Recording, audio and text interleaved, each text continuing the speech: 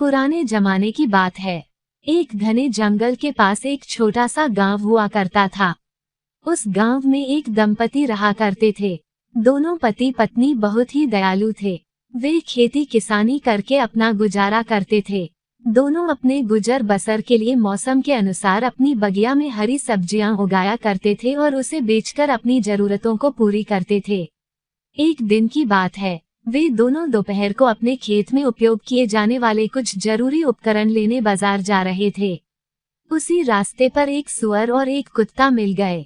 दोनों बहुत भूखे थे। सुअर ने कहा, दादी जी, मुझे कुछ खाने को दो, इसके बदले मैं आपके लिए हल चलाऊंगा, घर का सारा काम कर दूंगा। कुत्ता भी बोला, दादाजी, मैं बहुत दिनों का भूखा हूँ, कुछ खिला दो तो तुम्हारा दास बन जाऊं। बूढ़ा बूढ़ी थे बहुत ही दयालु, तो उन्होंने सुअर और कुत्ते से कहा, अभी तो है हाथ खाली, घर आ जाओ तो खिला दूं भरकर थाली। बूढ़ा और बूढ़ी दोनों सुअर और कुत्ते को घर ले आए और पेट भर खाना खिलाया। वादों के मुताबिक सुअर और कुत्ता बूढ़ा बूढ़ी के काम में हाथ बटाने लगे और दोनों प्यार से रहने लगे। लेकिन कुछ दिनों के बाद कुत्ते को लगा कि बूढ़ा बूढ़ी सुअर को ज्यादा प्यार करते हैं और उसे ज्यादा अच्छा खाना देते हैं। उधर सुअर को भी लगा कि बूढ़े दंपति कुत्ते को ज्यादा प्यार करते हैं और उसे ज्यादा अच्छा खाना देते हैं। इसी बात को लेकर दोनों के बीच लड़ाई झगड़े होने लगे। सुअर और कुत्ते की इस तरह रोज की लड़ाई झगड़े को सुनकर एक दिन बूढ़ा बोला, होता है रोज झगड़ा तुम दोनों के बीच, तंग आ गए हम लोग, तुम लोग सोचते जो हो इतनी बातें नीच। फिर भी देंगे हम तुम दोनों को एक मौका, जो जीते उसे मिलेगा खाना सबसे अच्छा, पर जितना भी हो अच्छा हो खाना, वो होगा हमारा जूठा। दोनों राजी हो गए। बूढ़े से पूछने लगे कि क्या इम्तिहान होगा और उस इम्तिहान में कैसे पास होना है। बूढ़े ने दोनों को खेत में हल चलाने को कहा और यह कहा कि खेत की मिट्टी में जिनके पैरों के निशान अधिक मिलेंगे उसी को सबसे ज्यादा मेहनती माना जाएगा और अच्छा खाना उसी को दिया जाएगा।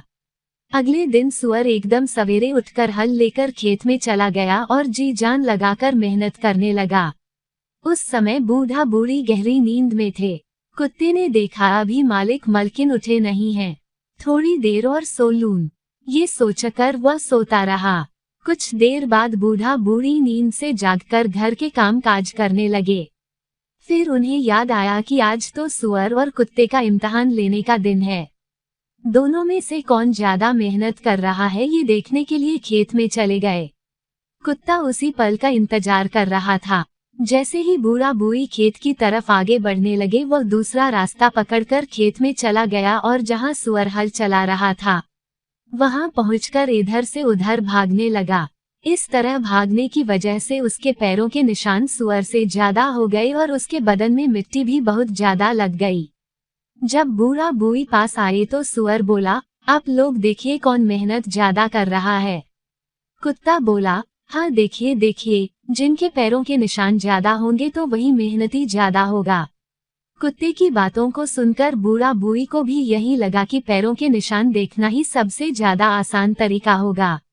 जिसके पैरों के निशान ज्यादा मिलेंगे उसी को ही विजयी घोषित कर दिया जाएगा और अच्छा खाना मिलेगा।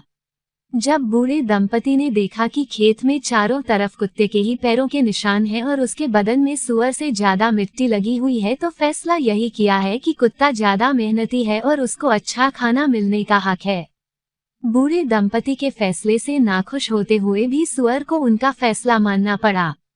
घर आकर बूढ़ी ने सुअर को खाने के लिए चावल का छिलका दिया और कुत्ते को मांस मछली के साथ चावल दे दिया।